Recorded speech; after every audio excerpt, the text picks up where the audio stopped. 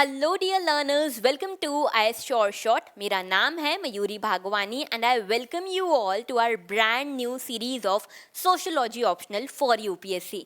जब मैं कहती हूँ फॉर यूपीएससी, इसका मतलब है कि हम यूपीएससी पर्सपेक्टिव से सोशोलॉजी को यहाँ कवर कर रहे हैं।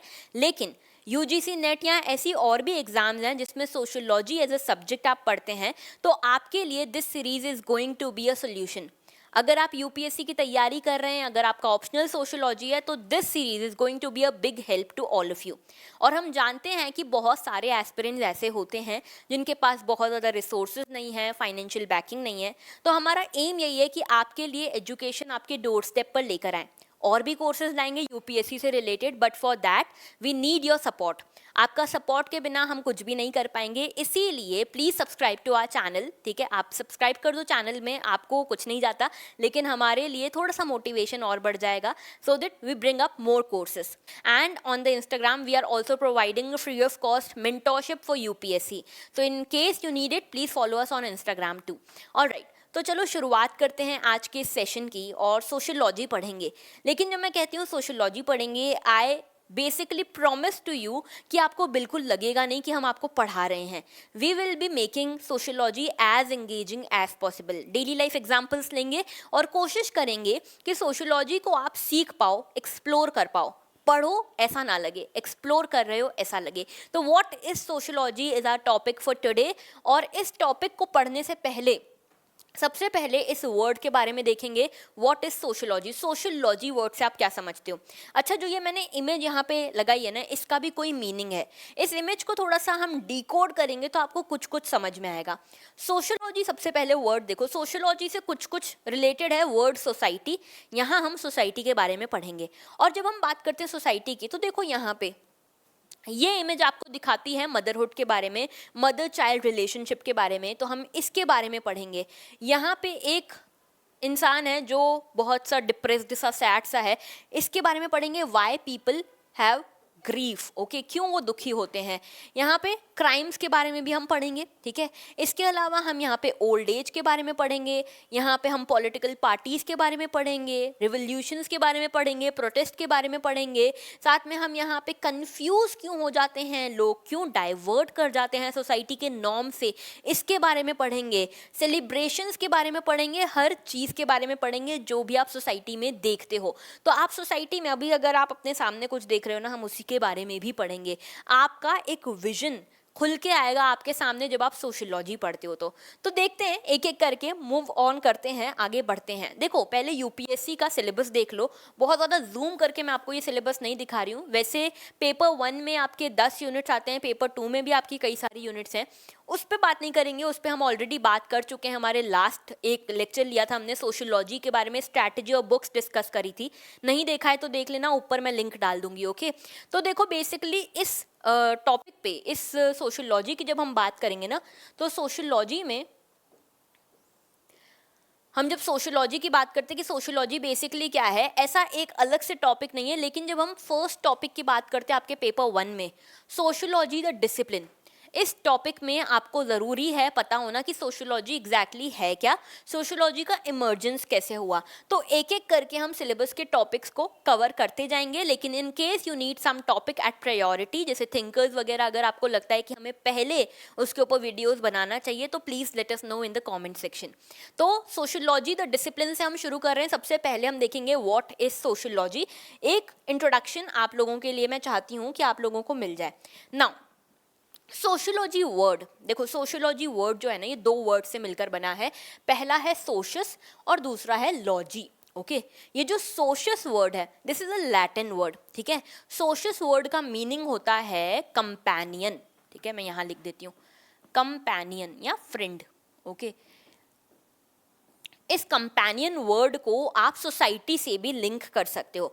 तो सोशस एक लैटिन वर्ड है जिसका मतलब होता है कंपेनियन, यानी कि सोसाइटी से आप इसको लिंक कर सकते हो। और लॉजी जो है ना, ये एक ग्रीक वर्ड है, ग्रीक वर्ड है, और इसका मतलब होता है स्टडी, ओके। लॉजी का मतलब होता है ग्रीक में study. So basically it is a Latin Greek word. Sociology is a Latin Greek word. इसमें सोशस का मीनिंग होता है companion, relating to society, and logy is basically study. तो आप यहाँ पे सोसाइटी को स्टडी कर रहे हो, कंपेनियनशिप को स्टडी कर रहे हो। अच्छा, जब मैं बोलती हूँ कंपेनियन, इसका मतलब क्या है? आप किसी के फ्रेंड हो, ओके, यानी कि आपकी रिलेशनशिप किसी और के साथ, यहाँ पे हम बात कर रहे हैं उसकी इंटर रिलेशनशिप्स को यहाँ पे स्टडी करता है सोशियोलॉजी। तो कंपेनियन जब मैं बोलती हूँ, इससे आपको समझ में आना चाहिए, it is related to society, it is related to social relationships, और सोशियोलॉजी में हम इसी को स्टडी करते हैं। अच्छा, ये पिक्चर देख रहे हो, ये पिक्चर बेसिकली हमारी सोसाइटी को रिप्रेजेंट करती है, जहाँ पे हर तरह के लोग आपको देखने को मिलेंगे, बच्चे से लेके बूढ़े तक लोग आपको देखने को मिलेंगे, मेल फीमेल हर जेंडर हर रेस आपको देखने को मिलेगा। सोसाइटी इसी को कहते हैं, ठीक है। और सोसाइटी की हम जब बात करते हैं तो सोसाइटी जो है वो ट्रेडिशनल से मॉडर्न इवॉल्व होती हुई हमको दिखती है। आप देखते हो काफ़ी, आप आज भी आप अपने रूरल एरियाज में जाओगे, आपको काफ़ी ट्रेडिशनल फॉर्म ऑफ सोसाइटी देखने को मिलता है, ओके। जैसे मैं बात करूं, पहले के ज़माने में बड़ी बड़ी जॉइंट फैमिलीज़ हुआ करती थी, लेकिन आज की डेट में बहुत न्यूक्लियर फैमिलीज़ हो गई है, फैमिलीज़ की डेफिनेशन ही बदल गई है। तो फैमिली जो है जैसे इवॉल्व हो रही है, वैसे ही सोसाइटी भी इवॉल्व होती है, बात करेंगे उसकी भी। लेकिन सोशियोलॉजी की सबसे बेसिक, सबसे ईजी और सबसे सिंपलेस्ट लैंग्वेज क्या में अगर बात करें तो क्या डेफिनेशन हो सकती है? देखो, सोशियोलॉजी जो है, in its simplest meaning, it is the study of society and social institutions। ये social institutions और society की study है। जब मैं बात करती हूँ सोसाइटी की, अभी हम देखेंगे what exactly is society। Society का मतलब क्या है? सोसाइटी का मतलब मैं और आप, सोसाइटी का मतलब हमारा समाज, ठीक है, जिसमें मैं, मेरी फैमिली, आप, आपकी फैमिली, हम यहाँ पे इंटरेक्ट कर रहे हैं, स्टूडेंट टीचर रिलेशनशिप यहाँ पे हम शेयर कर रहे हैं, ये सब कुछ समाज के अंदर आता है, सोसाइटी के अंदर आता है, ओके। और इस सोसाइटी में हमको बहुत सारी तरह के फिनोमेनास, इवेंट्स, फेस्टिवल्स, बहुत सारी चीज़ें हमको देखने को मिलती है, एक एक करके चीज़ें देखेंगे। सोशल इंस्टीट्यूशन का मतलब क्या है? सोसाइटी में कुछ इंस्टीट्यूशन हैं जो कुछ नॉर्म्स बनाते हैं, कुछ उनका पर्टिकुलर फंक्शन है, जैसे कि रिलीजन एक सोशल इंस्टीट्यूशन है, एजुकेशन एक सोशल इंस्टीट्यूशन है, फैमिली एक सोशल इंस्टीट्यूशन है, ओके। इसके ऊपर भी डिटेल में हम बात करेंगे एक एक करके। सो बेसिकली अगर मैं सिंपलेस्ट फॉर्म में बात करूं, देन सोशियोलॉजी का सिंपलेस्ट मीनिंग है that it is the study of society and social institutions. This should be very clear. Now moving forward, देखो सोसाइटी का क्या मतलब है, व्हाट इज सोसाइटी। देखो यहाँ पे ये सोसाइटी को रिप्रेजेंट कर रही है ये पिक्चर, ठीक है। इसमें हर तरह के लोग होते हैं। अभी रिसेंटली इंडिया का वर्ल्ड कप मैच हुआ, फाइनल मैच, ठीक है, स्टेडियम में खचाखच भीड़ थी, वो सारे के सारे लोग इंडियन सोसाइटी को रिप्रेजेंट कर रहे थे। हर क्षेत्र से, हर जोग्राफी से, हर रीजन से, हर कास्ट, हर रिलीजन, हर लैंग्वेज के लोग वहाँ पे थे, प्रेजेंट थे, ठीक है। रिच पुअर हर कोई, ठीक है। पुअर तो बहुत पुअर तो नहीं हो पाएंगे, लेकिन हाँ, सेलिब्रिटीज भी थे, कॉमन मैन भी थे, हर तरह के लोग थे। तो that was representing Indian society, okay. लेकिन सोसाइटी की डेफिनेशन क्या होती है? देखो भाई, सोसाइटी का मतलब है अ ह्यूमन सोसाइटी। जब मैं बात करती हूँ ह्यूमन सोसाइटी की, इसका मतलब है a group of people involved with each other through persistent relations, or a large social grouping sharing the same geographical or social territory, typically subject to the same political authority and dominant cultural expectations। अब देखो इसका क्या मतलब है।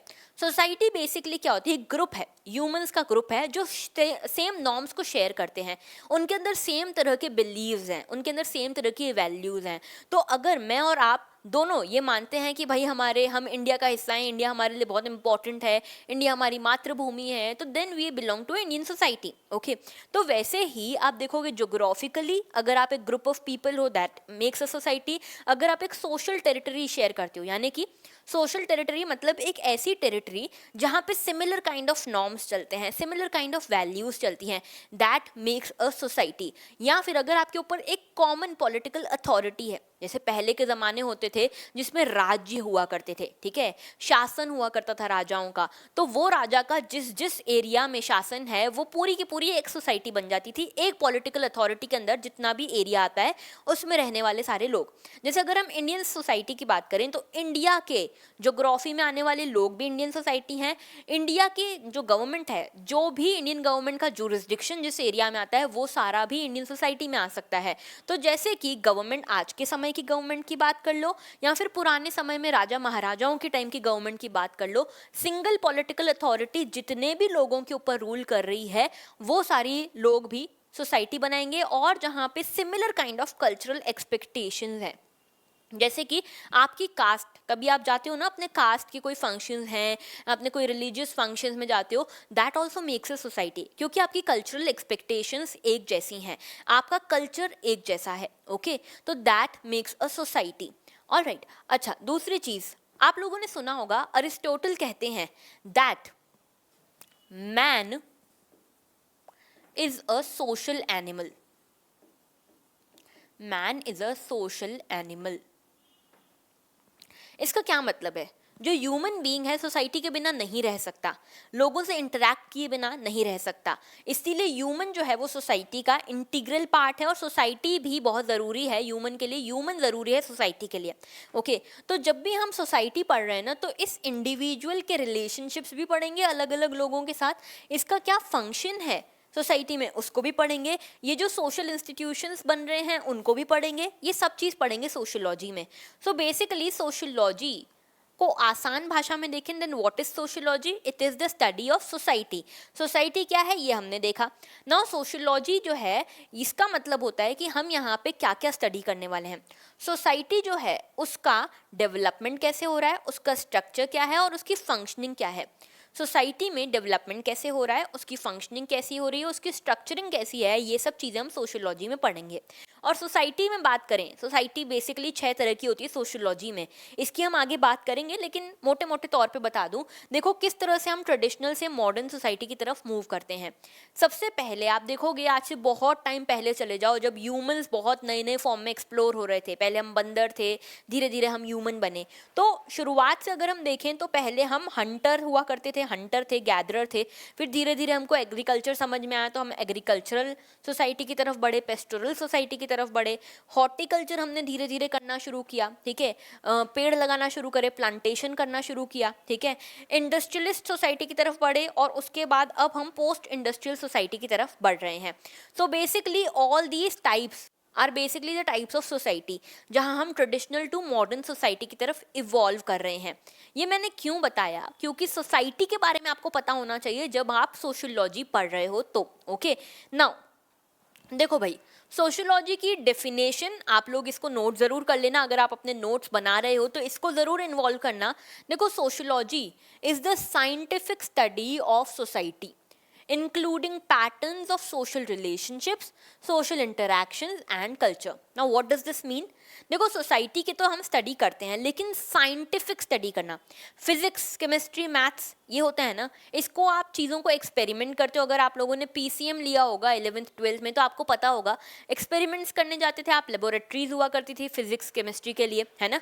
तो physics के आप experiments करते थे, केमिस्ट्री के एक्सपेरिमेंट्स करते थे, मैथमेटिक्स में यहाँ पे आप RHS इक्वल्स टू LHS करते थे, चीज़ें प्रूव करते थे साइंटिफिकली। वही सेम तरीका हमको सोशियोलॉजी में लगाना है। सोसाइटी को स्टडी करने के लिए हम साइंटिफिक मेथड्स यूज़ करेंगे। अब वो साइंटिफिक मेथड्स क्या हैं? एविडेंस कलेक्ट करना, आपने एविडेंस कलेक्ट करे, उसको स्टडी किया, स्टैटिस्टिक्स को स्टडी किया, उसके बेसिस पे आपने कोई चीज़ कंक्लूड करी, that is a scientific way. अगर आपने क्वेश्चनियर्स करे, इंटरव्यूज़ लिए, बहुत सारे मेथड्स होते हैं, उसको हम लेटर ऑन पढ़ेंगे, लेकिन एक साइंटिफिक तरीके से हम सोसाइटी को जब स्टडी करते हैं, दैट इज़ सोशियोलॉजी। सोसाइटी में हम सोशल रिलेशनशिप्स को पढ़ते हैं। सोशल रिलेशनशिप्स का मतलब क्या है? किसी भी इंडिविजुअल की सोसाइटी के लोगों से कैसी रिलेशनशिप है। फॉर एग्जाम्पल, अगर मैरिज की बात करें, पहले के मैरिज और आज के मैरिज में बहुत अंतर है। आपकी दादी नानी आपको बताती होंगी कि पहले उनके ज़माने में जब मैरिज हुआ करती थी, उन्होंने तो अपने हस्बैंड्स को या अपने होने वाले हस्बैंड्स को देखा भी नहीं हुआ करता था। पहले जहाँ पेरेंट्स कह देते थे वहाँ सब शादी कर लेते थे। लेकिन आज, अभी आप प्रेजेंट टाइम देखो तो अभी तो भाई लव मैरिज तो ठीक है, लेकिन उसके भी हम आगे बढ़ चुके हैं। सेम सेक्स मैरिजेस को भी अप्रूवल मिलने लगा है, लिव इन रिलेशनशिप्स को भी अप्रूवल मिलने लगा है। पहले रोमांटिक रिलेशनशिप्स जो थे वो उतने ज़्यादा एक्सप्लोर्ड नहीं थे, उतने ज़्यादा ब्लंट नहीं थे सोसाइटी पे, लेकिन आज उसका रोमांटिक रिलेशनशिप्स का जो एंगल है वो बिल्कुल बदल गया है। Okay, now they are more accepted and more approved in society. तो सोशल रिलेशनशिप्स कैसे बदले? अच्छा, ये तो हमने एक तरह की रिलेशनशिप की बात करी, वैसे ही फैमिली रिलेशनशिप भी बदला है, ठीक है। तो ये रिलेशनशिप्स को पढ़ेंगे हम, सोशल रिलेशनशिप्स कैसे बदले हैं, सोशल इंटरैक्शंस कैसे बदले हैं। अच्छा, जब मैं बात करती हूँ सोशल इंटरैक्शन की, पहले कोई टीचर और कोई स्टूडेंट, गुरु शिष्य परंपरा हुआ करती थी। याद है रामायण महाभारत के टाइम पे आप लोगों ने पढ़ा होगा, गुरु शिष्य परंपरा होती थी। जो स्टूडेंट्स थे वो गुरु के घर जाते थे, उनके साथ ही रहते थे, कई कई सालों तक वहाँ पे शिक्षा जो होती थी उसको अपनाते थे। शिक्षा को बेसिकली पढ़ना वगैरह जो भी होता था अपने गुरु के आश्रम वगैरह में करते थे, तो गुरु शिष्य परंपरा हुआ करती थी। धीरे धीरे ये ऑफलाइन स्कूल्स वगैरह खुले, कोविड आया तो ऑनलाइन एजुकेशन हो गया। आज हम पढ़ रहे हैं, ये most evolved form of social interaction है in the education field. Okay, तो सोशल इंटरेक्शंस की बात करेंगे। अच्छा, जब मैं सोशल इंटरेक्शंस की बात करती हूँ तो आप देखोगे ट्रेडिशनल सोसाइटी और मॉडर्न सोसाइटी में काफ़ी डिफरेंस। ट्रेडिशनल सोसाइटी, या फिर आप सोचो आप गांव में चले गए किसी, ठीक है, रूरल एरियाज में चले गए और रूरल एरियाज में जाके आपने किसी भी शॉपकीपर के पास गए, उन्होंने आपको बोला चलो ठीक है आप पैसे मत दो, आप तो शर्मा जी के लड़के हो, हम ले लेंगे बाद में, ठीक है। तो पर्सनल रिलेशनशिप से आपको जाना जाता है, ठीक है, आपकी पर्सनल आइडेंटिटी से आपके साथ इंटरेक्ट किया जाता है। लेकिन वहीं आप मॉडर्न एरियाज में, अर्बन एरिया में किसी मॉल में जाओ, कोई आपको बोलेगा कि आप तो शर्मा जी के लड़के हो, हम बाद में आपसे पैसे ले लेंगे, नहीं बोलेगा, ठीक है। तो इस तरह से सोशल इंटरेक्शंस चेंज हुए हैं। एक जगह जहाँ ट्रेडिशनल सोसाइटी थी वहाँ आपके पर्सनल रिलेशनशिप्स, आपकी पर्सनल आइडेंटिटी यूज़ की जाती थी आपके हर सोशल इंटरेक्शन में। लेकिन अब जब आप मॉडर्न सोसाइटी का हिस्सा हो गए हो, वहाँ पे आपकी जो आइडेंटिटी है वो पर्सनल ना रहकर यूनिवर्सल हो गई है।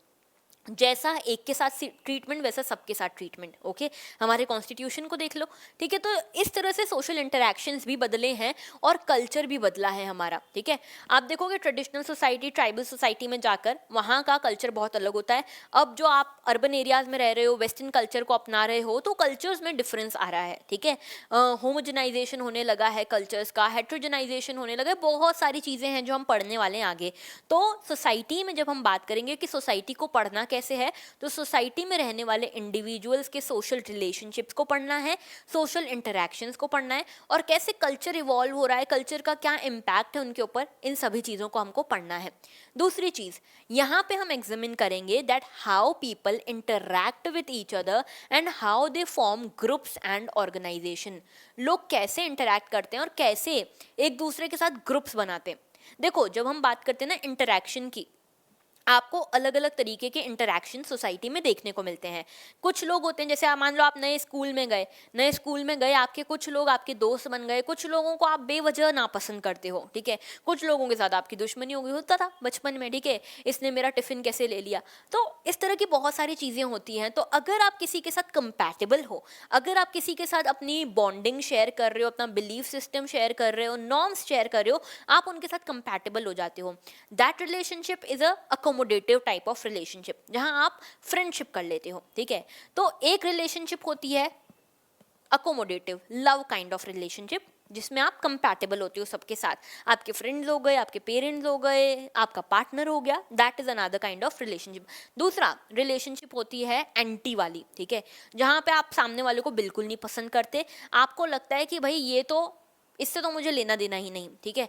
तीसरी होती है कॉम्पिटिटिव रिलेशनशिप। तो हम बहुत सारी रिलेशनशिप्स के बारे में यहाँ पे पढ़ने वाले हैं, ठीक है। और जब हम बात करेंगे ना इन सब रिलेशनशिप्स की, इन सब इंटरैक्शंस की, तो आपको पता लगेगा कि कुछ लोग ग्रुप्स बनाते हैं, जबकि कुछ लोगों से आप पसंद नहीं करते उनके साथ, कुछ लोगों को आप देखते हो ऐसे एज एन आइडल कि मुझे इनके ग्रुप में शामिल होना है, उसको हम रेफरेंस ग्रुप कहते हैं। आगे बात करेंगे उसकी जब हम मर्टन के बारे में पढ़ेंगे। अच्छा, आप लोगों को पता होगा हमारे सिलेबस में, यूपीएससी के सिलेबस में 6 थिंकर्स आपको पढ़ने हैं मोटे मोटे तौर पे।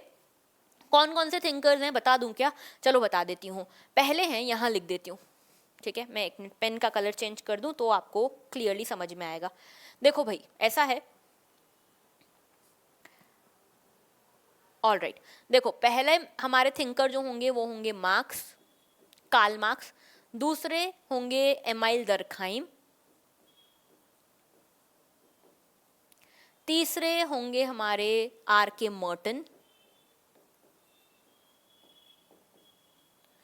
चौथे होंगे हमारे मैक्स वेबर।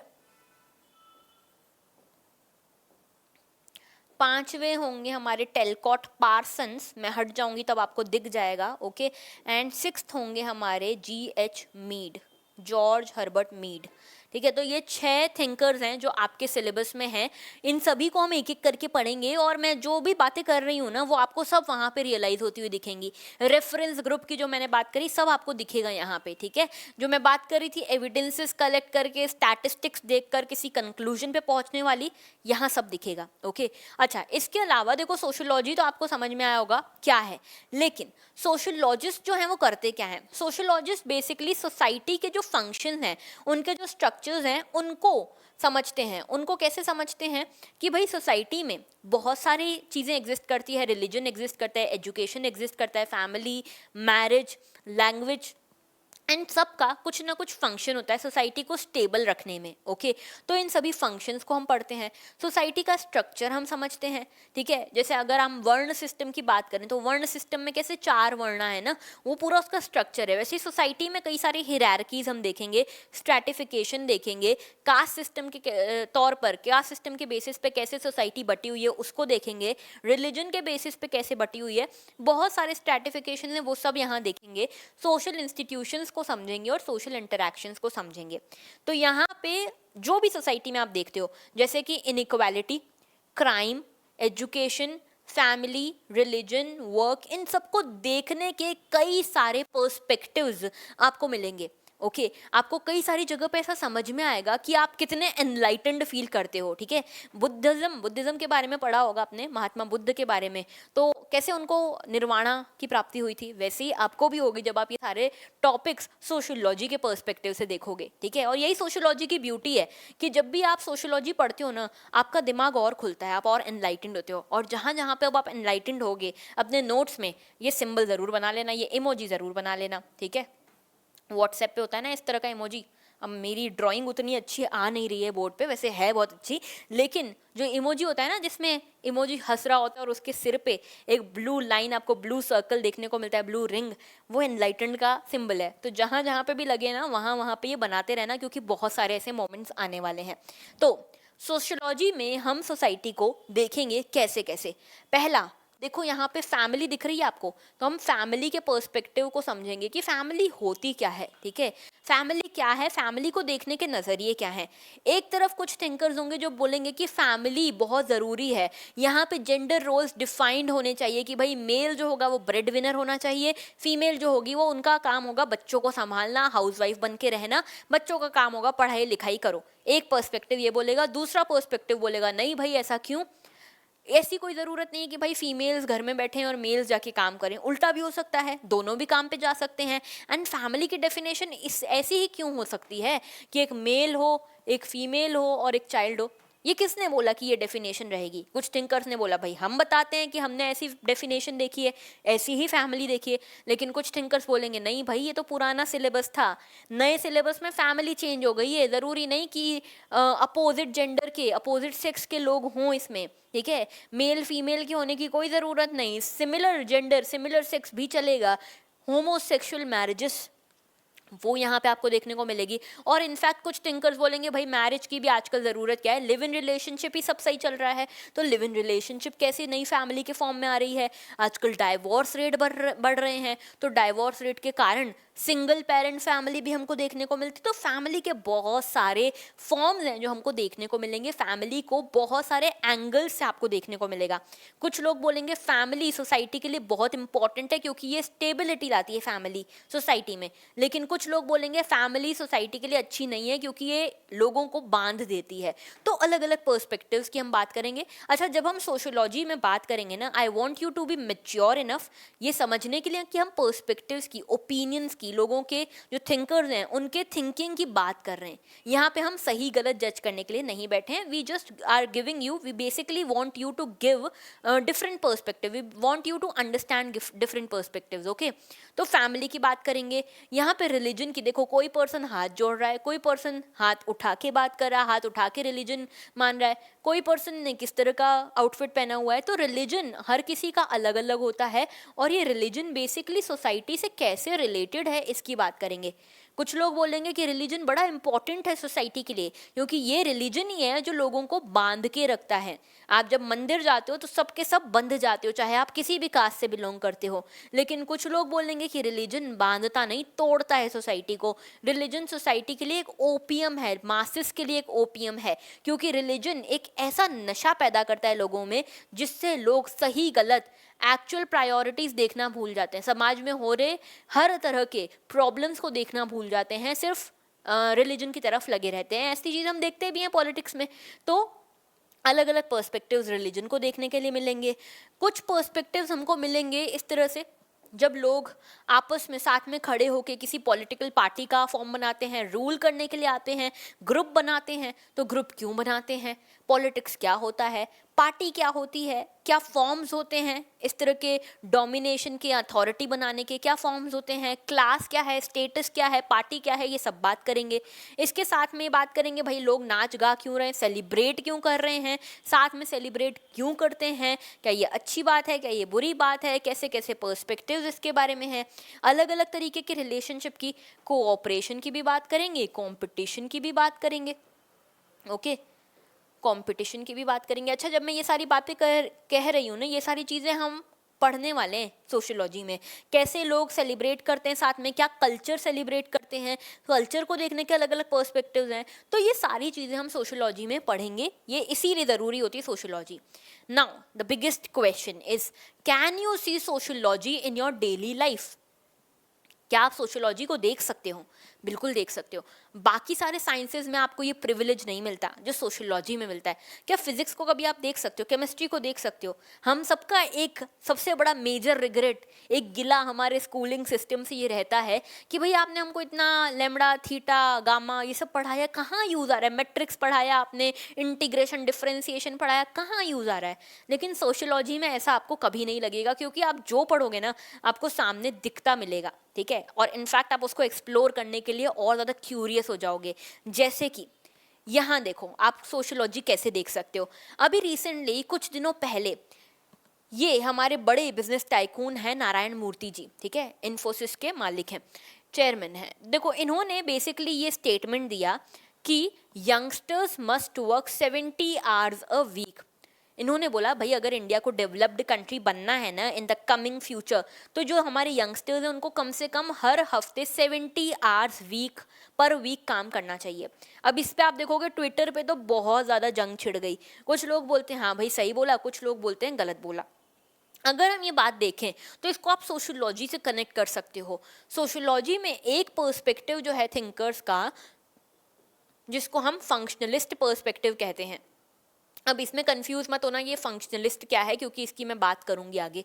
फंक्शनलिस्ट पर्सपेक्टिव वाले थिंकर्स अगर आज इसको देखते, इस पर्टिकुलर स्टेटमेंट को देखते, इस इवेंट को देखते, वो कहते भाई क्या गलत बोल दिया नारायण मूर्ति जी ने, सही तो बोला। लोगों को काम तो करना पड़ेगा अगर सोसाइटी को डेवलप करना है, ठीक है? अगर आप सोसाइटी को डेवलप करना चाहते हो, हर किसी को साथ में आके इंटीग्रेट होकर सॉलिडारिटी के साथ काम करना पड़ेगा, तभी तो होगा ऐसा। तो ऐसा नहीं बोला भाई उन्होंने, ये कहा फंक्शनलिस्ट थिंकर्स होते तो कहते कि भाई हमारी इंडिया जो है, हमारा इतना मोस्ट पॉपुलस कंट्री है, हमारे यहाँ पे सबसे बड़ी वर्किंग एज पॉपुलेशन है, अब काम नहीं करेगी तो कब काम करेगी, सही बोल रहे हैं। लेकिन दूसरी तरफ कुछ थिंकर्स होते हैं जिनको हम कॉन्फ्लिक्ट थिंकर्स कहते हैं। ये कॉन्फ्लिक्ट थिंकर्स कहते हैं कि नहीं भाई बिल्कुल गलत कह रहे हैं। ये तो वही बात हो गई कि कैपिटलिस्ट अपने कंपनीज में, अपनी फैक्ट्रीज में काम करने वाले एम्प्लॉयज़ को एक्सप्लॉइट करना चाहते हैं।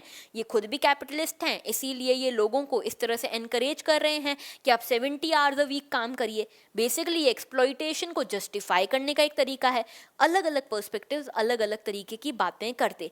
तो बेसिकली ये जो इवेंट है ये सोशियोलॉजी का एक इवेंट है, इसको आप सोशियोलॉजिकली अलग अलग पर्सपेक्टिव से देख सकते हो।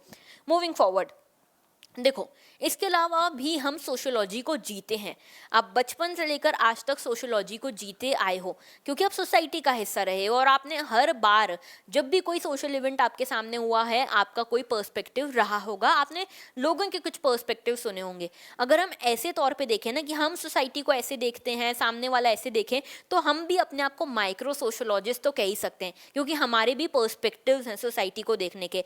लेकिन यहाँ पे हम एकदम एस्टैब्लिश्ड पर्सपेक्टिव्स की बात करने वाले हैं, शुरू से लेकर अंत तक। जैसे कि यहाँ पे देखो, आपने फीमेल फोर्टिसाइड के बारे में सुना होगा, ठीक है। लोग जो हैं फीमेल फोर्टिसाइड आज भी हमारे इंडिया में होता है, ठीक है। ऑफिशियल नंबर्स हालांकि कम है लेकिन अनऑफिशियली बहुत सारे एरियाज में होता है। तो बेसिकली फीमेल फोर्टिसाइड होता क्यों है, ठीक है। हर कोई एक चाइल्ड अगर चाह रहा है तो एक सन ही क्यों चाह रहा है। इस इमेज में देखो, अगर कोई चाह रहा है कि भाई हमें फैमिली आगे बढ़ानी है, we want a child, but they always imagine a son as their child, why not a female child, ठीक है। तो ऐसा क्यों होता है, ठीक है, ऐसा क्यों होता है। इनफैक्ट आप देखोगे कई सारे एरियाज में आपको एक फिनोमेना देखने को मिलेगा जो कि हमारे इंडिया के इकोनॉमिक सर्वे ने भी इसको एड्रेस किया। इस फिनोमेना का नाम दिया गया son meta preferences. Son meta preference, what does this mean. देखो भाई, इस इमेज के थ्रू समझाना चाहती हूँ। इकोनॉमिक सर्वे ने ये टर्म एड्रेस करी बेसिकली, ओके। देखो ये इमेज देखो, यहाँ पे ये गाड़ी वाला, बेसिकली ये जो कार वाला है, इस कार वाले को ये गाड़ी वाला ठोकने वाला था, लेकिन इस कार वाले ने बोला भाई तुम इतने सारे बच्चे लेकर कहाँ जा रहे हो, even do you even know about family planning, do you know what is family planning, इतने बच्चे कर लिए तुमने। ये जवाब देते हैं, yes of course I know, I am planning to have a baby boy in the next 2 years। मतलब इनका कहना है कि भाई मुझे 3 बच्चे हो गए, तीनों जो हैं लड़कियां हैं, but I have a plan that I will be having a baby boy in 2 years। ये इनकी प्लानिंग है, family planning. This phenomena is son meta preference. मतलब बेसिकली आपने देखा होगा, this is not just about the classes of people. ऐसा नहीं कि सिर्फ रूरल एरियाज में पुअर पीपल में ऐसा हो रहा है, रिच पीपल में भी, अर्बन एरियाज में, वेल एजुकेटेड एरियाज में भी ये चीज़ आपको देखने को मिलती है। क्या मतलब है इसका। मान लो कोई फैमिली है, ठीक है, there is a family, this is a husband, this is wife, okay. They plan to have a child, ठीक है। चाइल्ड उनको चाहिए, एक पहला चाइल्ड जो है that comes out to be a female, ठीक है। उन्होंने सोचा चलो एक और चाइल्ड कर लेते हैं, एक और बच्चा कर लेते हैं, दूसरा भी फीमेल हो गया, फिर एक और चाइल्ड कर लेते हैं, तीसरा भी फीमेल हो गया। ये रुक ही नहीं रहे जब तक इनका सन नहीं हो रहा, ठीक है, जब तक इनको एक बेटा नहीं मिल रहा। अगर इनको पहली बार में ही एक सन मिल जाता, एक बेटा मिल जाता, तो ये आगे बढ़ते ही नहीं, ठीक है, इनको और बच्चों की ज़रूरत ही नहीं महसूस होती। This phenomena is son meta preference, कि भाई तब तक बच्चे करते जाओ जब तक एक बेटा नहीं मिल जाता। ये सेम चीज़ यहाँ पे हो रही है। तो ये चीज़ें आप अपनी लाइफ में देखते हो। अभी जब मैंने ये पूरा आपको बताया ना इवेंट, सन मेटा प्रेफरेंस क्या होता है, फिनोमेना क्या होता है, आपके दिमाग में अभी तक 2-3 फैमिलीज तो ऐसी आ ही चुकी होंगी, ओके। तो this is basically son meta preference, जो चीज़ हम पढ़ेंगे सोशियोलॉजी में। व्हाई डज दिस हैपन, क्या ज़रूरत है, क्यों इतना डिफरेंस है, तो हम जब सोशियोलॉजी ऑफ जेंडर पढ़ेंगे ना, वहाँ पे ये पढ़ेंगे। और जब मैं बात कर रही हूँ सोशियोलॉजी ऑफ जेंडर की, तो बहुत सारी चीज़ें आप जो आज देखते हो ना, वो आप सोशियोलॉजी में भी देखोगे। जैसे कि ये देख रहे हो, एक फीमेल नर्स है, ठीक है, एक फीमेल लेडी है, वर्कफोर्स का हिस्सा है, नर्स है, दूसरी तरफ टीचर है, तीसरी तरफ बैंक में जॉब कर रही हैं, ठीक है। ये चीज़ क्या दिखाती है, this phenomena in sociology is used, this phenomena is called with a term जिसका नाम क्या है, pink collarization. Pink collarization of jobs. Pink collarization of jobs, क्या मतलब है इसका।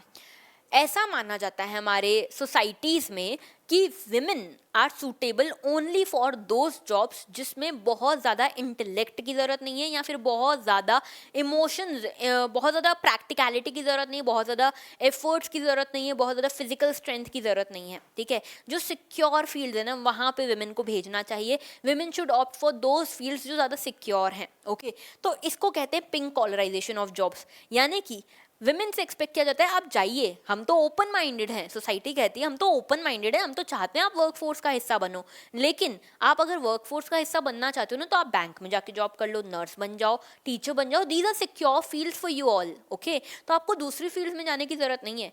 सामने से लड़की बोले भाई नहीं मुझे पैरामिलिट्री फोर्सेज में शामिल होना है, अरे ऐसे कैसे, वहाँ पे तो बहुत फिजिकल स्ट्रेंथ की ज़रूरत होती है, तुम नहीं कर पाओगी।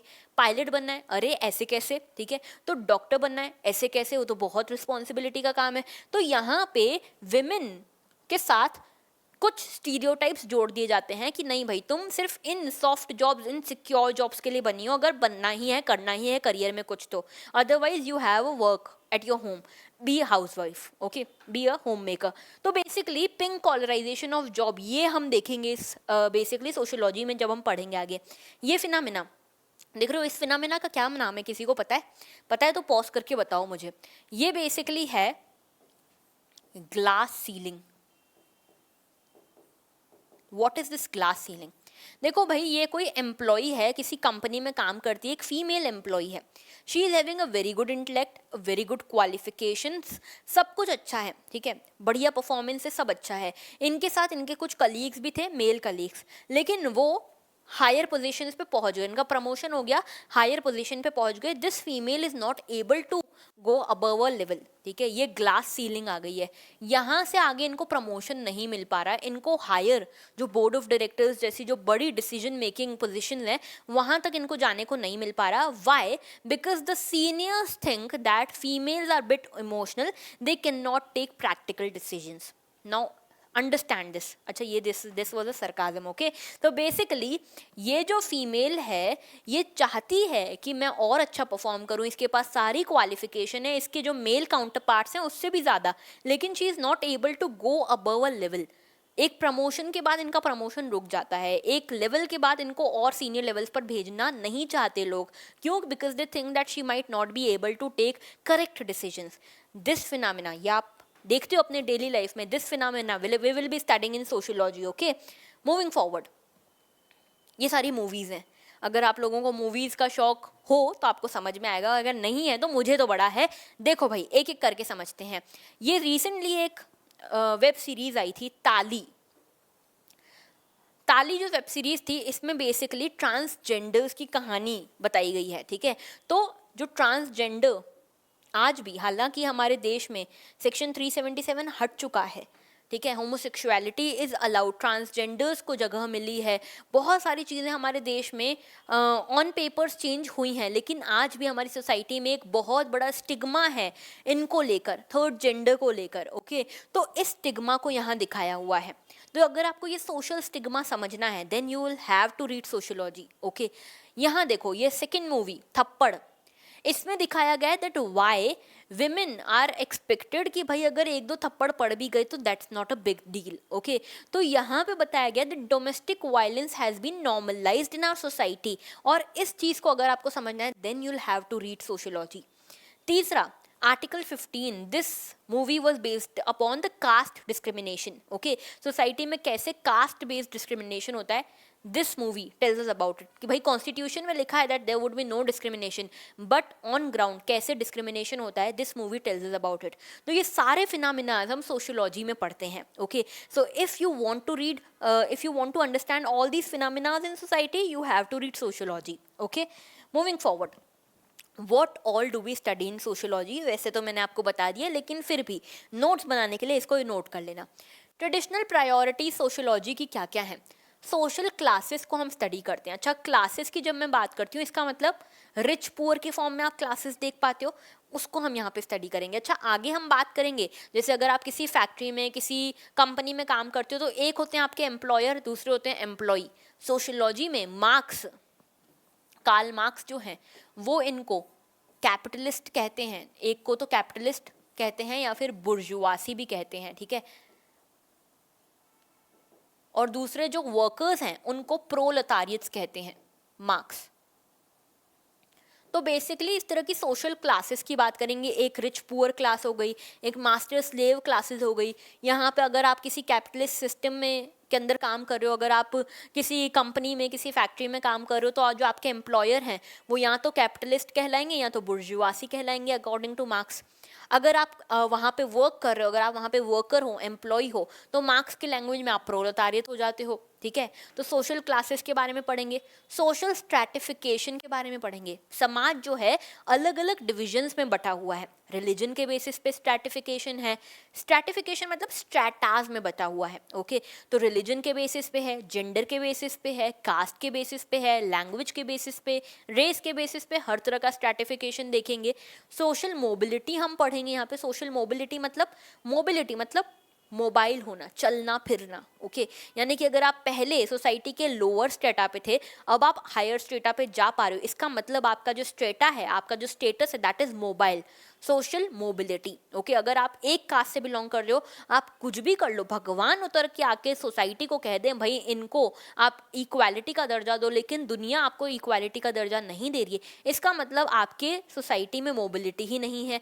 That is social mobility. Okay, तो सोशल मोबिलिटी की बात करेंगे, लॉ की बात करेंगे, रिलीजन की बात करेंगे, रिलीजन क्या होता है, सोसाइटी क्यों इतनी ज़्यादा रिलीजन से कनेक्टेड है, सेक्युलराइजेशन क्या है, सेक्युलर क्यों होते जा रहे हैं लोग, क्या रिलीजन कम होता जा रहा है, क्या रिलीजन किसी दिन मर जाएगा, क्या रिलीजन की डेथ हो जाएगी, क्या रिलीजन और ज़्यादा इंटेंसिटी के साथ ग्रो करेगा, what all about that we will be studying here।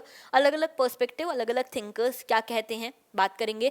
Gender के बारे में बात करेंगे कि भाई सिर्फ मेल फीमेल्स ही नहीं, यहाँ पे और भी जेंडर्स होते हैं, उसकी भी बात करेंगे। इसके अलावा सोशियोलॉजी को अगर आप देखो, it is a science that focuses on the study of human behaviour. Humans कैसे बिहेव करते हैं उसकी यहाँ पे बात होती है, कैसे ह्यूमन बिहेव करते हैं सोसाइटी में, कैसे human being as an individual काम करते हैं, एज ए ग्रुप काम करते हैं, एज एन ऑर्गेनाइजेशन काम करते हैं, ये सब चीज़ें हम यहाँ पे डिस्कस करेंगे in sociology. So we are going to study all this in sociology. Okay, and history of sociology की बात करें, देखो कहा जाता है कि सोशियोलॉजी बहुत नया नया डिसिप्लिन है, यंगेस्ट डिसिप्लिन, यंगेस्ट साइंस कहा जाता है। देखो यहाँ it is the youngest of all the social sciences. Okay, youngest social science क्यों है? क्योंकि ये रिसेंटली आया है, 20th सेंचुरी में मेजरली ये आया है। ठीक है, 20th सेंचुरी से इसका ऑफिशियली इस्टेब्लिश हुआ है ये, उसके पहले था लेकिन उतना डेवलप्ड नहीं था। देखो उसके पहले भी सोसाइटी को स्टडी करते थे अलग अलग social sciences. Okay, economics economy को स्टडी करता था, ज्योग्राफी ज्योग्राफी को स्टडी करता था, अलग अलग सोशल साइंसेज हुआ करते थे, लेकिन कोई भी ऐसा कोई एक सब्जेक्ट नहीं था, कोई भी एक ऐसा डिसिप्लिन नहीं था जो सोशियोलॉजी में के जैसे सोसाइटी के हर एस्पेक्ट को स्टडी करे। तो सोसाइटी के हर एस्पेक्ट को स्टडी करने के लिए सोशियोलॉजी आया। क्यों आया सोशियोलॉजी? जब ह्यूमंस धीरे धीरे इवॉल्व हो रहे थे, जैसे जैसे वो इवॉल्व हो रहे थे, सोसाइटी में चीज़ें चेंज हो रही थी, सोसाइटी में चीज़ें चेंज हो रही थी, सोसाइटी में कुछ इविल्स आ रहे थे, सोसाइटी में कुछ प्रॉब्लम्स आ रही थी जिनका समझ नहीं आ रहा था सॉल्यूशन कैसे निकलेगा। वहाँ ज़रूरत थी सोसाइटी के लिए लॉज बनाने की, और इसीलिए सोसाइटी के लॉज बनाने के लिए उसको पहले समझना ज़रूरी था, सोशियोलॉजी वैसे आया। तो basically when human started to evolve, there arose the need to keep track of the social patterns. ज़रूरत पड़ी कि सोसाइटी चलती कैसे ये समझा जाए, सोशल पैटर्न्स क्या हैं समझा जाए, और इसीलिए अलग अलग मेथडोलॉजीज लगाई गई, जैसे एम्पेरिकल इन्वेस्टिगेशन हुई। एम्पेरिकल मतलब एविडेंसेस के बेसिस पे, फैक्ट्स के बेसिस पे इन्वेस्टिगेशन शुरू हुई। ओके, इसके साथ में क्रिटिकल एनालिसिस किया गया, नॉलेज गेन करने की कोशिश की गई सोसाइटी के बारे में, और यहाँ से सोशियोलॉजी की नीड आई। ओके, अच्छा इसके बाद एक चीज़ समझो, एक टर्म है सोशियोलॉजी। ये टर्म सोशियोलॉजी, ये वर्ड सोशियोलॉजी कहाँ से आया? ऑगस्ट कॉम्ट, नाम याद रखना, ये पिताजी हैं सोशियोलॉजी के, यानी कि फादर ऑफ सोशियोलॉजी कहा जाता है इन्हें, ऑगस्ट कॉम्ट। ठीक है, बहुत बड़े थिंकर, बहुत बड़ा कंट्रीब्यूशन है इनका सोसाइटी में, सोशियोलॉजी को लेकर आई है ऑगस्ट कॉम्ट। पहली बार इन्होंने ही ये वर्ड यूज़ किया था, ऑगस्ट कॉम्ट ने ही, सोशियोलॉजी 1839 में। इनका मानना था कि सोसाइटी को भी हम एक साइंस की तरह समझ सकते हैं, जैसे हम किसी भी चीज़ को साइंस के थ्रू समझते हैं ना, वैसे सोसाइटी को भी हम साइंस के थ्रू समझ सकते हैं। तो इनका कहना था कि sociology would be the science that would allow us to understand and improve upon our society. इनका कहना था कि अभी तक क्योंकि हमने सोशियोलॉजी को पढ़ा नहीं, क्योंकि हमने सोसाइटी के हर एस्पेक्ट को जाना ही नहीं है, इसीलिए हम इसीलिए हम सोसाइटी के जो अलग अलग इविल्स हैं उनसे लड़ नहीं पा रहे, सोसाइटी में होने वाली प्रॉब्लम्स को हम देख नहीं पा रहे, उनका सोल्यूशन नहीं निकाल पा रहे, क्योंकि हमने सोसाइटी को ही नहीं समझा है। सोसाइटी को समझें, सोसाइटी के पैटर्न्स को समझें, देखें कैसे चीज़ें चेंज होती है, कैसे पैटर्न में चेंज होती हैं, तब तो हम इसके लिए लॉज बना पाएंगे। अगर हमने सोसाइटी को समझा ही नहीं तो लॉज कैसे बनाएंगे? इसीलिए एक साइंस की ज़रूरत है, ये कहना था ऑगस्ट कॉम्ट का। तो इसके बाद और भी सोशियोलॉजिस्ट आए, जैसे कार्ल मार्क्स आए, एमाइल दर्खाइम आए, मैक्स वेबर आए, ये सारे सोशियोलॉजिस्ट आए और इन्होंने अपना अपना ओपिनियन दिया। लेकिन सबसे पहले ऑगस्ट कॉम्ट आए थे, और इन्होंने कैसे सोशियोलॉजी वर्ड दिया ये आपको समझ में आना चाहिए।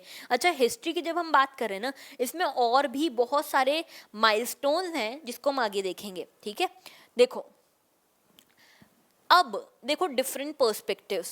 सोशियोलॉजी मोटा मोटा तौर पे आपको समझ में आ गया होगा सोशियोलॉजी में हम क्या पढ़ते हैं। सोसाइटी को स्टडी करते हैं, सोशल इंटरेक्शन को स्टडी करते हैं, सोसाइटी में रहने वाले इंडिविजुअल्स के रिलेशनशिप्स को स्टडी करते हैं, सोशल इंस्टीट्यूशंस को स्टडी करते हैं। क्या क्या पढ़ते हैं देख लिया हमने, ठीक है। लेकिन अलग अलग थिंकर्स इसकी अलग अलग डेफिनेशन देते हैं, अलग अलग पर्सपेक्टिव्स आपको यहाँ से देखने को मिल जाएंगे। शुरुआत हो चुकी है आपके एक्सप्लोरिंग की, आपके पर्सपेक्टिव्स देखने की। देखो भाई, सबसे पहले सोसाइटी को, सोशियोलॉजी को स्टडी ऑफ सोसाइटी के फॉर्म में देखते हैं कुछ थिंकर्स, जैसे कि वॉर्ड कहते हैं that sociology is a science of society and social phenomena. Society का साइंस है सोशियोलॉजी और सोशल फिनोमिना का साइंस है सोशियोलॉजी, ओके। दूसरा, गिडिंग्स कहते हैं that sociology is the systematic description and explanation of society as a whole. Society का description, society का एक्सप्लेनेशन है सोशियोलॉजी, गिडिंग्स कहते हैं। बेसिकली आपको ये सारी डेफिनेशंस ना याद होनी चाहिए, ओके। याद रखोगे तभी आप डिफाइन कर पाओगे, अपने क्वेश्चंस में, अपने आंसर्स में इनको कोट कर पाओगे। Then sociology is a system of social relationship. एक पर्सपेक्टिव कहता है कि सोशियोलॉजी का मतलब सोसाइटी को स्टडी करना है। दूसरा पर्सपेक्टिव कहता है कि सोशियोलॉजी का मतलब सोशल रिलेशनशिप्स को स्टडी करना है। जैसे कि मैकाइवर और पेज कहते हैं that sociology is a science of social relationships. Social relationships का साइंस है, सोशल रिलेशनशिप के नेटवर्क का साइंस है, यानी कि नेटवर्क ऑफ सोशल रिलेशनशिप मतलब सोसाइटी। बेसिकली मेरा आपसे कुछ रिलेशनशिप, मेरा किसी और से कुछ रिलेशनशिप, मेरा मेरे पेरेंट्स से कुछ और रिलेशनशिप, मेरा मेरे फ्रेंड से कुछ और रिलेशनशिप, मेरा मेरे पार्टनर से कुछ और रिलेशनशिप, ये सारी चीज़ें जो हैं दीज आर सोशल रिलेशनशिप्स। और अगर मैं इन सबको एक नेटवर्क बना दूँ, एक होल के फॉर्म में देखूँ, यानी कि मेरी तो पूरी सोसाइटी ही हो गई ना। तो सोसाइटी को हम स्टडी करते हैं, सोशल रिलेशनशिप्स को स्टडी करते हैं, मैकाइवर एंड पेज ये कहते हैं। A.W. ग्रीन कहते हैं that sociology is the synthesising and generalising science of man of all his social relationship. किसी भी इंडिविजुअल के सारे सोशल रिलेशनशिप को जब आप एनालाइज करते हो, सिंथेसाइज करते हो, जनरलाइज करते हो, जनरलाइज करना मतलब एक पैटर्न आपको देखने को मिलता है, उसके बेसिस पे आप उसका नेचर एक तौर पे दिखा पाते हो, बता पाते हो। फॉर एग्जाम्पल, मान लो आपका कोई दोस्त है, वो हर किसी से हंसमुख होकर बात करता है, ठीक है, उसके चेहरे पे हर बार आपको स्माइल देखने को मिलती है, आपको लगता है भाई ये बहुत बढ़िया आदमी है, ठीक है। इसके चेहरे से कभी स्माइल नहीं जाती, चाहे कैसी भी सिचुएशन हो। आपने उसको जनरलाइज कर दिया ना, क्योंकि आपने उसको देखा 2-3 लोगों के साथ वैसे ही बिहेव करते हुए। This is generalising, okay. अगर आप देखते हो कोई पर्सन अपने पड़ोसी से लड़ रहा है, अपनी वाइफ से लड़ रहा है, अपने बच्चों से लड़ रहा है, तो आप देखते हो भाई बहुत लड़ाकू आदमी, आप कहते हो ना बहुत लड़ाकू आदमी। आपने कैसे जनरलाइज किया? क्योंकि आपने उसके रिलेशनशिप देखे अलग अलग लोगों के साथ। तो वही चीज़ ये कह रहे हैं कि जब आप किसी इंडिविजुअल के रिलेशनशिप्स को एनालाइज करते हो, जनरलाइज करते हो, that is sociology, okay. Moving forward, sociology about social interaction and action. George simile कहते हैं दैट सोशियोलॉजी जो है ये सोशल इंटरैक्शंस के अलग अलग फॉर्म्स को स्टडी करने का साइंस है। जबकि मैक्स वेबर कहते हैं कि सोशियोलॉजी का मतलब एक ऐसा साइंस है जिसमें आप किसी के भी सोशल एक्शन को समझते हो, इंटरप्रेट करके। Basically sociology is the science which attempts the interpretative understanding and social action. Basically इनका मतलब है मैक्स वेबर का कि अगर मैं देखती हूँ कोई इंडिविजुअल को कोई भी काम करते हुए, तो उसके अंदर क्या इंटेंशंस हैं, क्या भाव हैं, क्या मीनिंग्स एंड मोटिव्स हैं, अगर मैं ये समझने की कोशिश कर रही हूँ, इसका मतलब मैं सोशियोलॉजी पढ़ रही हूँ। मैक्स वेबर का कहना ये है। इसके साथ कलेक्टिव रिप्रेजेंटेशन, देखो एमाइल दरखाइम कहते हैं कि सोशियोलॉजी बेसिकली साइंस है कलेक्टिव रिप्रेजेंटेशन का। अब कलेक्टिव रिप्रेजेंटेशन का क्या मतलब? इसका मतलब है कि कलेक्टिव सिंबल्स होते हैं कुछ जो सोसाइटी एक्सेप्ट करती है, majority of the people accept करते हैं। इन कलेक्टिव सिंबल्स को अगर आप समझ लेते हो, अगर आप इनको एनालाइज कर लेते हो, जनरलाइज कर लेते हो, तो आप इसको सोशियोलॉजी पढ़ना कह सकते हो। मतलब एमाइल दरखाइम का कहना है सोसाइटी में कुछ नॉर्म्स माने गए हैं जो सब मानेंगे, कुछ चीज़ें हैं जो सब मानेंगे। जैसे लैंग्वेज, अगर अभी हम हिंदी में बात करें, whenever will be talking in English, तब हम इंग्लिश में बात करेंगे, तो लैंग्वेज एक कॉमन चीज़ है हमारे बीच में, कलेक्टिव रिप्रेजेंटेशन है। अगर मैं इसको भी स्टडी करूँ, इसका मतलब आई एम स्टडिंग सोशियोलॉजी। लेकिन एमाइल दरखाइम का हमेशा फोकस रहेगा ऑब्जर्वेबल फैक्ट्स पे। ठीक है, कि सोशियोलॉजी आप पढ़ रहे हो, सोसाइटी को ऑब्जर्व कर रहे हो, लेकिन जो दिख रहा है ना, जो फैक्ट्स आपके सामने हैं आंखों के, उसी के बेसिस पे आप इनका कंक्लूजन निकालोगे, उसी के बेसिस पे आप सोशियोलॉजी को कंक्लूड करोगे, सोसाइटी में किसी भी फिनोमिना को कंक्लूड करोगे। I hope this is clear. तो ये अलग अलग पर्सपेक्टिव्स हमने सोशियोलॉजी के पढ़े। नाउ कुछ फाउंडेशंस, कुछ बेसिक्स, कुछ माइलस्टोन्स आपको पता होना चाहिए। शायद उतना क्लियरली ये विजिबल होगा नहीं, लेकिन मैं आपको मोटे मोटे तौर पे बताती हूँ। देखो, हम ये कह रहे थे कि भाई sociology is the youngest discipline, ये 20th सेंचुरी में आया, लेकिन सोशियोलॉजी की शुरुआत बहुत पहले हो चुकी थी। कैसे? 14th सेंचुरी 1377 में मोहम्मद, एक यहाँ पे मोहम्मदेन, ये एक बुक लिखी गई, इब्न खल्दून ने लिखी है बुक, और इसमें इन्होंने सॉलिडारिटी की बात करी थी, यानी कि सोशल कोहेजन की बात करी, सोसाइटी में कैसे इंटीग्रेशन रहेगा, कैसे यूनिटी रहेगी, इसकी बात करी। इसके बाद देखो, ऑगस्ट कॉम्ट आए 1830s के आसपास, 1839 में ऑगस्ट कॉम्ट आए, इन्होंने सोशियोलॉजी वर्ड दिया। ठीक है, इन्होंने बात करी सोशियोलॉजी एज अ साइंस की, सोशियोलॉजी एक तरह का साइंस है, इसकी बात करी इन्होंने। ओके, इसके बाद देखो कार्ल मार्क्स आए 1848 में। कार्ल मार्क्स ने द कम्युनिस्ट मैनिफेस्टो, ठीक है, ये शायद क्लियर नहीं होगी, अगर आप लोगों को इसकी पीडीएफ चाहिए हो ना, इस पीपीटी की पीडीएफ चाहिए हो, तो आप हमारा टेलीग्राम चैनल ज़रूर से ज्वाइन करना। टेलीग्राम चैनल भी सेम नाम से है, IAS short bye Mayuri Bhagwani के नाम से आपको मिल जाएगा, वहाँ पे ये पीपीटी मैं डाल दूंगी। ओके, तो देखो यहाँ पे 1848 में द कम्युनिस्ट मैनिफेस्टो आया, जिसमें कार्ल मार्क्स ने बोला भाई सोशल चेंज ही सब कुछ है, सोसाइटी पूरी चेंज हो रही है बेस्ड अपॉन इकोनॉमिक टर्म्स। ठीक है, इकोनॉमी चेंज हो रही है, जैसे जैसे लोगों की ओनरशिप चेंज हो रही है, जैसे जैसे इकोनॉमिक चेंजेस आ रहे हैं, वैसे वैसे सोसाइटी चेंज हो रही है। इसके साथ बाद में हर्बर्ट स्पेंसर भी आए। इसके अलावा यहाँ पे देखो कुछ थिंकर्स हैं जिन्होंने ये कहा कि सोसाइटी ह्यूमंस की तरह इवॉल्व होती है, जैसे ऑर्गेनिजम्स जो इवॉल्व होते हैं ना, कैसे उनका इवोल्यूशन होता है, वैसे ही सोसाइटी भी चलती है। दरखाइम आए लेटर ऑन, दरखाइम ने ऑर्गेनिक सॉलिडारिटी की बात करी। इसके बाद कई सारे थिंकर्स यहाँ पे और आए, लेकिन आपको मुझे दिखाना था कि 14th सेंचुरी से शुरुआत हो चुकी थी सोशियोलॉजी के इमर्जेंस की। ओके, और धीरे धीरे करके अब तो काफ़ी इस्टेब्लिश्ड हो चुका है, कई सारे थिंकर्स आ चुके हैं, कई सारे डिपार्टमेंट्स आ चुके हैं, हर यूनिवर्सिटी में सोशियोलॉजी पढ़ाया जा रहा है। नाउ आई होप आपको समझ में आ रहा हो कि why sociology so important. Now but some questions are still in front of us. Sociology क्या है समझा, सोशियोलॉजी क्यों आया समझा, लेकिन ओवरऑल सोशियोलॉजी की ऐसी क्या जरूरत पड़ गई कि एकदम ट्रिगर हो गया और एकदम इमर्ज हुआ। So why was sociology needed at all? क्या ज़रूरत थी सोशियोलॉजी के? ऐसे भी क्या सोशल चेंजेस आ रहे थे जिसको हम समझ नहीं पा रहे थे? जो ऐसी भी क्या प्रॉब्लम्स आ रही थी जिसको हम सॉल्व नहीं कर पा रहे थे? Why did sociology emerge? Why was it needed at all? ये क्वेश्चन है। What led to the emergence of sociology? ऐसा क्या हो गया, ऐसा क्या भूचाल आ गया जिसके कारण सोशियोलॉजी के इमर्जेंस हुआ? Does sociology has any relation with the modernity? Modern world जो है, मॉडर्न सोसाइटी जो आई, मॉडर्निटी जो आई, उससे सोशियोलॉजी का क्या कनेक्शन है? ये सारे क्वेश्चन अभी हमारे सामने हैं, और इन सारे क्वेश्चंस का जवाब आपको मिलेगा नेक्स्ट लेक्चर में of this series which will be coming in 2-3 days only. तो अगर आपको ये सारे जवाब चाहिए, यानी कि हमारा जो सिलेबस है ना पेपर 1 का, उसका फर्स्ट टॉपिक हम यहाँ से शुरू करेंगे। ओके, तो अगर आपको इस सबके सॉल्यूशंस चाहिए, इन सबका आंसर चाहिए, then please be with us, stay tuned with us. और अगर आप लोगों ने अभी तक लाइक नहीं किया इस लेक्चर को तो लाइक कर दो, कमेंट नहीं किया है, कमेंट करना ज़रूरी है। What was your feedback about this lecture, let us know. Okay, इसको हम तभी आगे बढ़ाएंगे। देखो, जब तक मुझे आपका सपोर्ट मिलेगा, जब तक मुझे मोटिवेशन मिलेगा आपका, तभी तक ये सीरीज़ आगे जाएगी। मोटिवेशन ख़त्म, सीरीज़ ख़त्म। ओके, तो बेसिकली कमेंट करते रहना कि व्हाट इज़ योर फीडबैक। अगर आपको चाहिए कि कोई और टॉपिक में लेकर आऊँ सोशियोलॉजी में पहले प्रायोरिटी में, let me know, I will consider that too. Okay, share ज़रूर करना अपने दोस्तों के साथ जिनको भी ज़रूरत है। All those who can not afford big coachings, please let them know कि हमारी फ्री सीरीज़ है। एंड सब्सक्राइब नहीं किया है तो अभी कर लो। Also you can connect with us on YouTube, जो कि आपको सब्सक्राइब अभी करना ही है। अगर आपको यूपीएससी की गाइडेंस चाहिए, यूपीएससी के लिए मेंटोरशिप चाहिए, फ्रीक्वेंट क्वेश्चंस, नोट्स कैसे बनाने हैं, न्यूज़पेपर कैसे पढ़ना है, ऑप्शनल कैसे पढ़ना है, हर चीज़ का आपको आंसर यहाँ पे मिलेगा इंस्टाग्राम पे। इंस्टाग्राम पे हमारा पेज है IAS शॉर्ट के नाम से।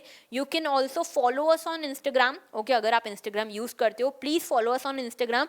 यहाँ पे आपको हर तरह की यूपीएससी मेंटोरशिप मिल जाएगी। Okay, we also keep on bringing some contest, some giveaways on Instagram. So if you want to participate, please follow us on Instagram, Facebook पे और ट्विटर जिसको अब एक्स कहते हैं, यहाँ पे भी आप हमको फॉलो कर सकते हो. टेलीग्राम आईडी में और लिख देती हूँ. टेलीग्राम आईडी हमारी IAS sure shot by Mayuri Bhagwani. जिस नाम से हमारा यूट्यूब चैनल है ना, सेम नाम से हमारा टेलीग्राम चैनल है. Okay, you can join us there too for other privileges for the PPT if you want it. That was all for today. अच्छा, thank you for watching. I'll be waiting for you all in the next lecture. I'll be waiting for your comments too. Okay, तो please comment down कि आपको ये lecture कैसा लगा, क्या हमें इस lecture को continue करना चाहिए. Do you need anything else from us? कोई और course लेकर आएं इस topic पे, इस series में कोई और topic पहले लेकर आएं. Please let us know. That was all. Thank you for watching and have a very good day.